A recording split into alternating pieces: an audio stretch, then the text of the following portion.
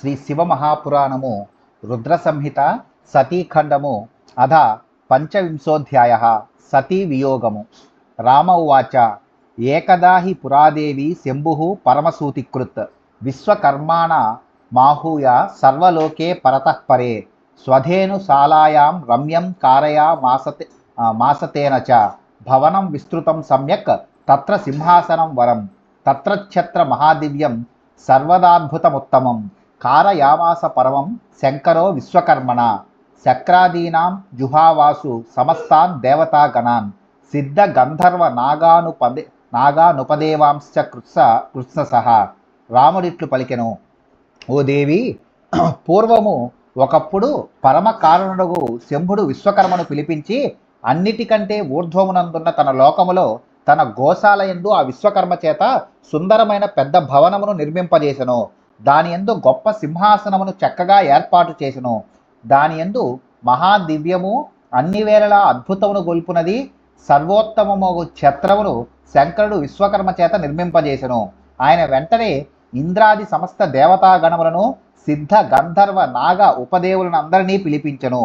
వేదన్ సర్వా నాగమాంశ్చ విధిం పుత్రైర్మునీనపి దేవీ సర్వా అప్సరోభిర్నానా వస్తు సమన్వితాః దేవానాం చ తదర్షీణాం సిద్ధానాం ఫణినామపి ఆనయన్ మంగళకరాః కన్యాః షోడశ షోడశ వీణా మృదంగ ప్రముఖ వాద్యాన్ నానా విధాన్మునే ఉత్సవం కారయామాస వాదయిత్వా సుగాయనైః రాజాభిషేకే యోగ్యాని ద్రవ్యాని సకలౌషధైః ప్రత్యక్ష తీర్థ పాదోభిః పంచకుంభాంశ్చ పూరితాన్ సర్వ వేదములను శాస్త్రములను బ్రహ్మను ఆయన పుత్రులను మునులను పిలిపించెను.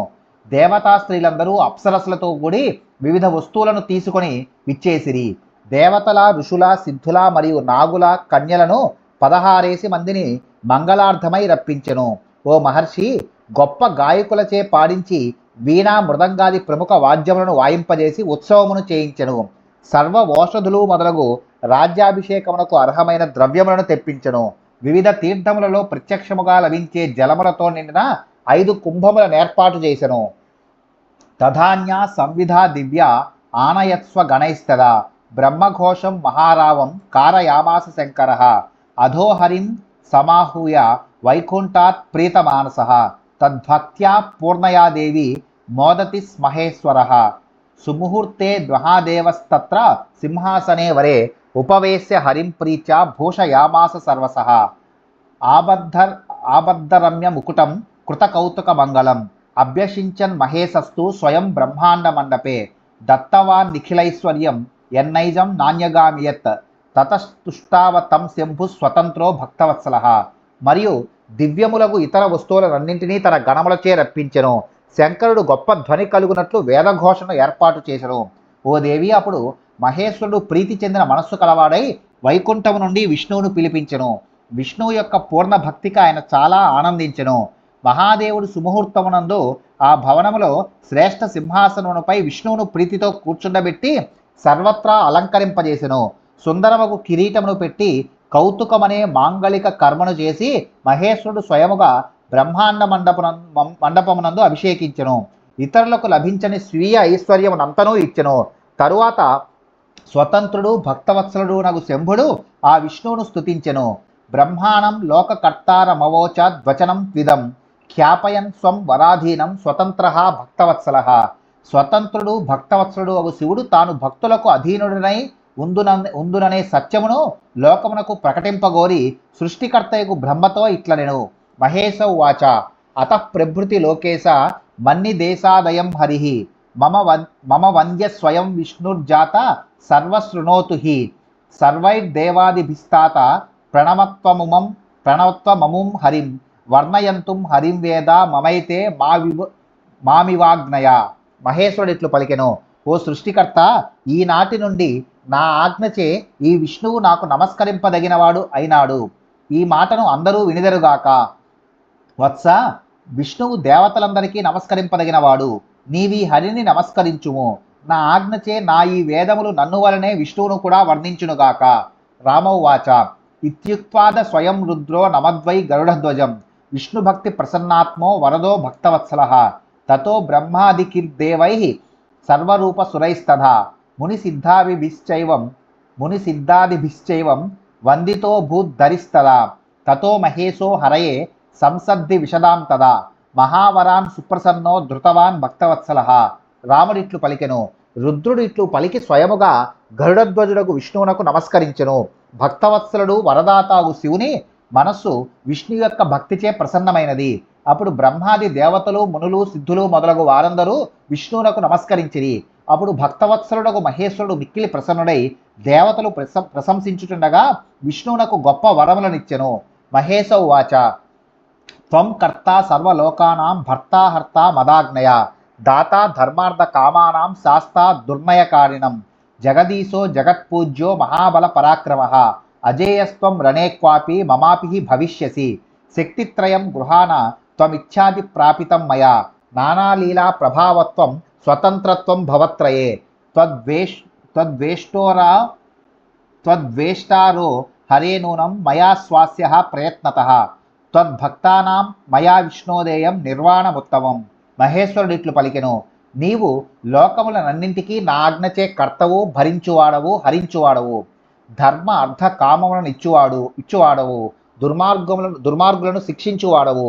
నీవు జగత్తునకు ప్రభువు, నీవు జగత్తునకు పూజ్యుడవు. మహాబల పరాక్రమములు గల నీవు ఎక్కడైనను నాకు కూడా జయింప సఖ్యము కానివాడవు కాగలవు. నేను నీకు ఇచ్ఛా జ్ఞాన క్రియాశక్తులను ఇచ్చెదను, నీవు స్వీకరింపుము. ముల్లోకములలో అనేక లీలలను ప్రకటించగలిగే మహిమను స్వాతంత్ర్యమును స్వీకరింపుము.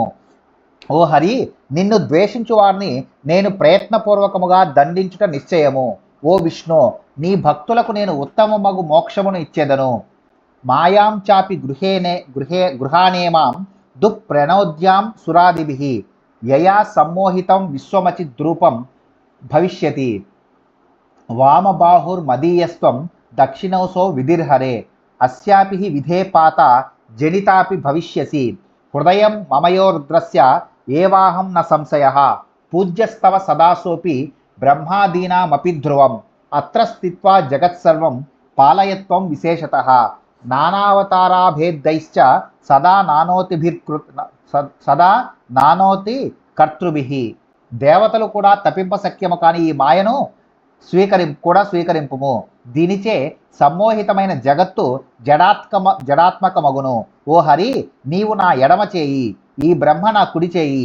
ఈ బ్రహ్మకు కూడా నీవే తండ్రివి, రక్షకుడవు కాగలవు. రుద్రుడు నా హృదయము, నేనే రుద్రుడు, దీనిలో సంశయము లేదు. రుద్రుడు నీకు మరియు బ్రహ్మాదులకు కూడా పూజ్యుడు, ఇది నిశ్చయము. నీవు ఇచ్చటనే ఉండి జగత్తునంతను పాలించుము. మరియు విశేషించి అనేక అవతారములనెత్తి ఆ అవతారములలో వివిధ లీలలను ప్రకటించుము.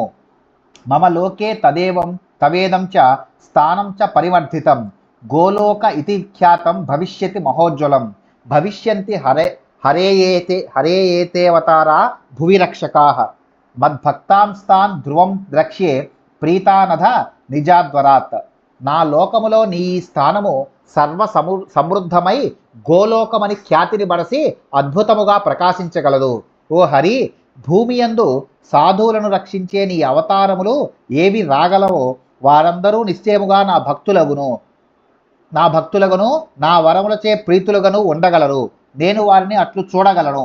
రామౌవాచ అఖండైశ్వర్య మాసాద్య హరేరిత్తం హరస్వయం కైలాసే స్వగణైస్తస్మిన్ స్వైరం క్రీడత్యుమాపతిః తదా ప్రభృతి లక్ష్మీశో గోపవేషో భవత్తథా అయాసీత్తత్ర సుప్రీచ్య గోపగోపీ గవాంపతిః సోపి విష్ణుః ప్రసన్నాత్మ జుగోప నిఖిలం జగత్ నానావతార సంధర్త వనకర్త శివాజ్ఞయ ఇదనీం స చతుర్ధాత్రావతరశ్చంకరాజ్ఞయ రామోహం తత్ర భరతో లక్ష్మణ శత్రుహేతి చ. రాముడిట్లు పలికెను. ఈ విధముగా ఉమాపతిగు శంభుడు విష్ణువునకు స్వయముగా అఖండైశ్వర్యమును సంక్రమింపజేసి ఆ కైలాస పర్వతమునందు తన గణములతో కూడి యథేచ్ఛగా క్రీడించుచున్నాడు. ఆనాటి నుండి లక్ష్మీపతి గోపవేషమును ధరించి అతడకు ఆనందముగా వెళ్ళి గోపులకు గోపికలకు గోవులకు ప్రభువు ఆయను. మరియు ఆ విష్ణువు ప్రసన్నమగు మనస్సు గలవాడై శివుని ఆజ్ఞచే అనేక అవతారములను ధరించి సర్వ జగత్తును రక్షించను. ఆయన ఇప్పుడు ఇచ్చట శంకరుని ఆజ్ఞచే 4 రూపములతో అవతరించినాడు. వారిలో నేను రాముడను భరత లక్ష్మణ శత్రుఘ్నులు మిగిలినవారు. అద పిత్రాజ్ఞయా దేవి ససీత లక్ష్మణస్సతి ఆగతోహం వనే చాజ్య దుఃఖితో దైవతో భవం నిశాచరేణ మే జాయా హృతా సీతేతి కేనచిత్ అన్వేష్యామి ప్రియాం చాత్ర విరహి బంధునావన్ దర్శనం తే యది ప్రాప్తం సర్వదా కుశలం మమ భవిష్యతి న సందేహో మాతస్తే కృపయా సతి సీతా ప్రాప్తి వరోదేవి భవిష్యతి న సంశయ తం హత్వా దుఃఖదం పాపం రాక్షసం త్వదనుగ్రహాత్. ఓ సతీదేవి, నేను తండ్రి ఆజ్ఞచే సీతాలక్ష్మణులతో కూడి వనమునకు వచ్చి తిని. ఈనాడు దైవవశమున మేము దుఃఖితలమైతిమి.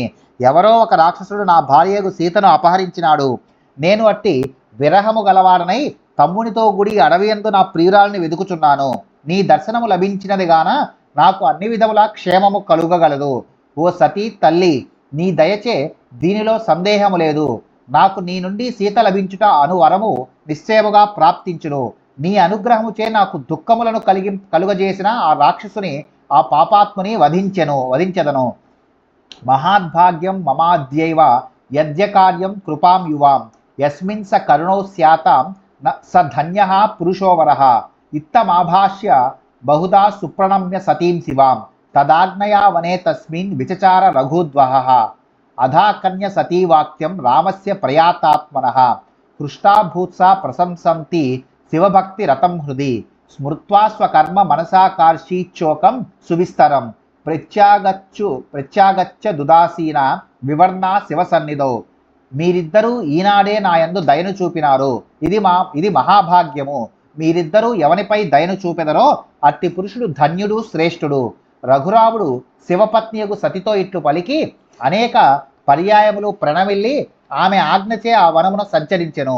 జితేంద్రియుడకు రాముని ఈ వాక్యములను విని సతీదేవి చాలా సంతసించి అతని శివభక్తిని తన హృదయములో చాలా మెచ్చుకొనెను.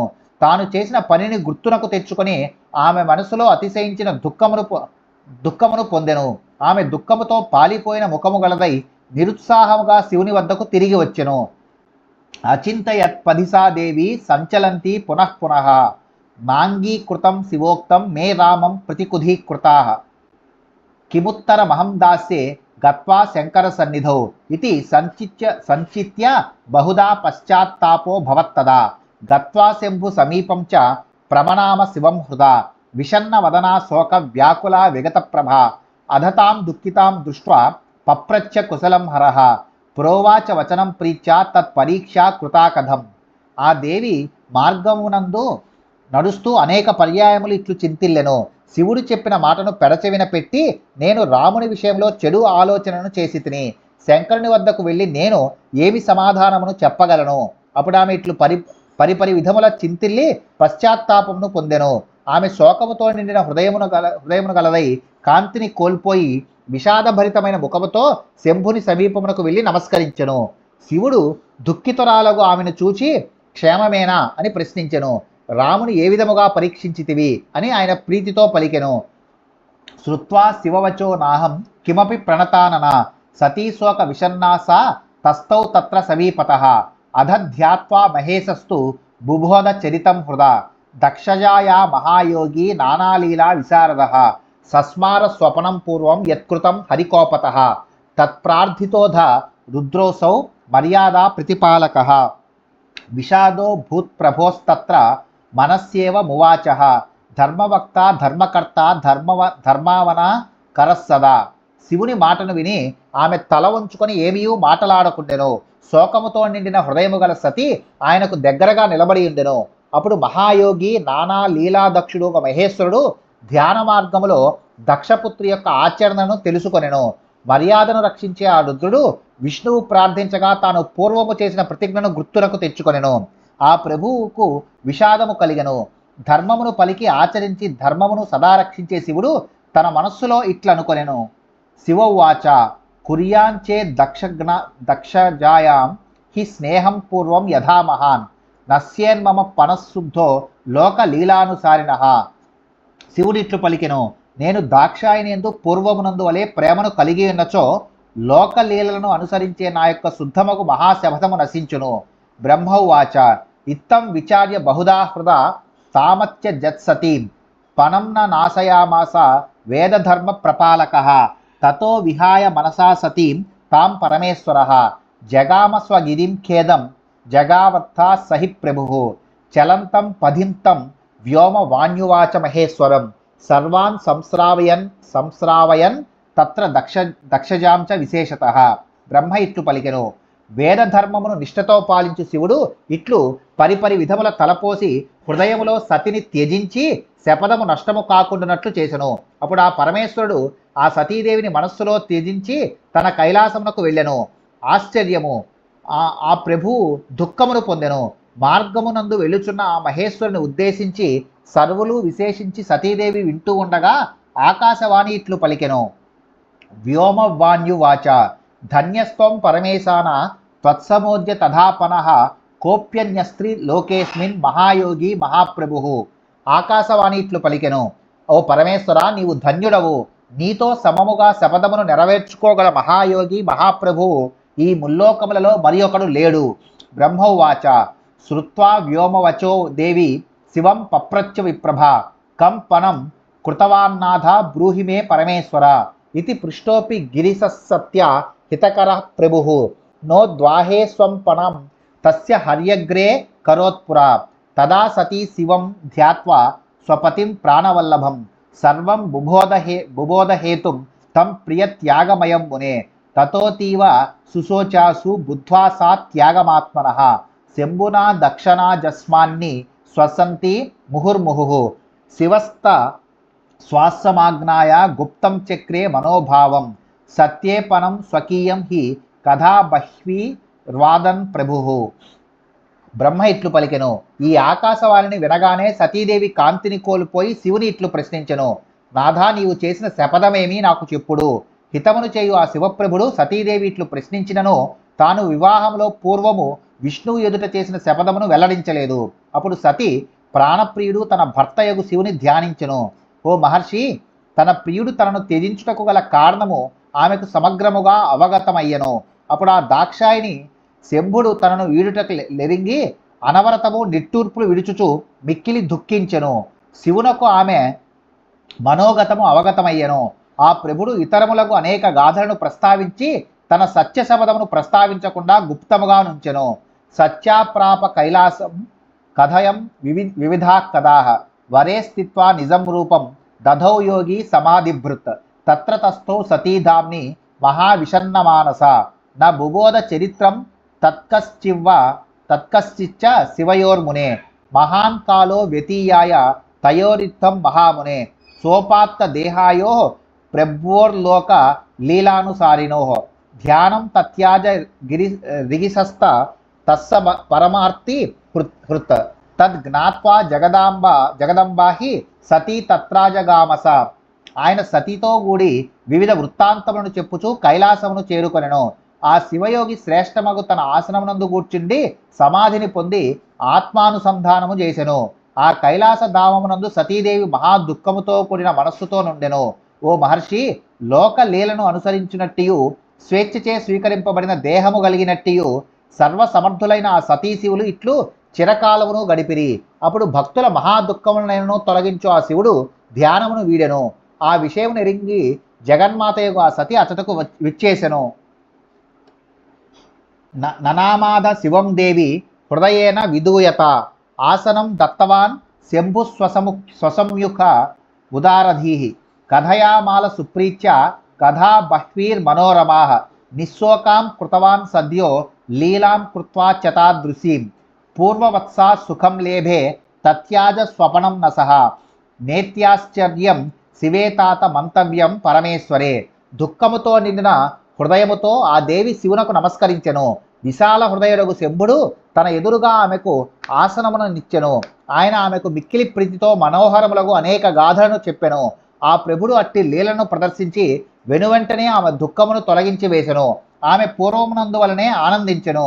ఆయన తన శపథమును వీడలేదు. వత్స, పరమేశ్వరుడు శివుని విషయంలో ఆశ్చర్యమనది లేదని ఎరుంగవలెను. ఇత్తం శివాశివ కథాం వదంతి మునయో మునే కిలికేచి దవిద్వాంసో వియోగశ్చ కథం తయోః శివాశివ చరిత్రం కో జానాతి పరమార్థతః స్వేచ్ఛయా క్రీడతో స్తయోర్హి చరితం కురుతః సదా వాగర్ధా వివ సంపృక్తౌ సదా ఖలు సతీ శివౌ తయోర్వియోగస్సం భావ్య సంభవేదిచ్చయా తయోః. ఓ మహర్షి, మహర్షులు శివాశివుల గాథను ఇట్లు వర్ణించిరి. కొందరు విద్వాంసులు కాని వారు వారి వియోగమును వర్ణించిరి. కానీ వారి వియోగం ఎట్లు సంభవమగును? శివాశివుల చరిత్రను యథార్థముగా ఎవ్వరూ ఎరుంగగలరు. వారిద్దరూ తమ ఇచ్చచే క్రీడించి చరిత్రను సృష్టించుచుందురు గదా. సతీశివులు శబ్దార్థముల వలె నిత్యము కలిసి ఇందురు గదా. వారికి అట్టి ఇచ్చ కలిగిన పక్షములో మాత్రమే వారిద్దరికీ వియోగము సంభవమగును. ఇది శ్రీ శివమహాపురాణే ద్వితీయాయాం రుద్ర సంహితాయాం ద్వితీయే సతీఖండే సతీ వియోగో నామ పంచవింశోధ్యాయ. శ్రీ శివమహాపురాణంలో రెండవదియగు సతీఖండంలో సతీ వియోగమనే 25వ అధ్యాయం ముగిసినది.